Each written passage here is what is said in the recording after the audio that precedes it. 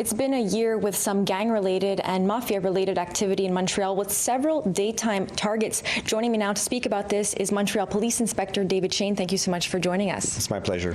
What would you say how the SPVM dealt with these daytime shootings, specifically with some high-profile individuals, including a female business owner in Côte-des-Neiges? How did the SPVM approach this? Well, we approach it first off is it's all about working with our partners, with Sûreté du Québec, with RCMP, and always having the intelligence coming in to track what's going on. So obviously, we're in uncertain times. There's a lot of instability. The leadership in different organizations, criminal organizations, is reorganizing. So definitely we will see more events like this through the next year as well. And so, but we're maintaining pressure on these individuals, showing our presence, making arrests, making seizures, and we have different projects, major investigation projects that are ongoing, and we wish that we will be able to maintain that pressure on these individuals so that they don't get dangerous for the common citizen.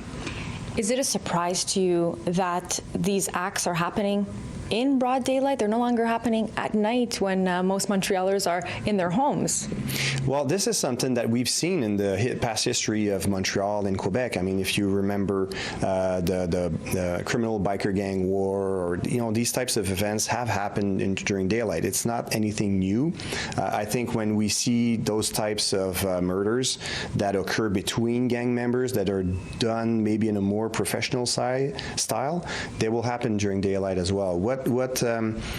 What brings the insecurity is everything that has to do with being spontaneous. For example, criminal street gangs or anything related with drug trafficking, things that happen very spontaneously. So post-pandemic, we've seen these events moving from, let's say, downtown area, bar areas, to residential areas, and that had to do a lot with confinement. And so as we reopened, we realized that this is happening a bit all over town because with social media, if one gang wants to taunt the next one, they could just go online and they can actually send them messages directly. Before, in the days when I was a street gang investigator, that was just not possible. The only place where they came together was when they bumped into each other in a bar or downtown going out, and that's usually where the events happen. So now they can taunt each other, they can film rap videos or music videos where they use symbols, they use threats, and then they can go look out for each other and try to get revenge. Would you say then the SPVM is making gains on combating gun violence, and how?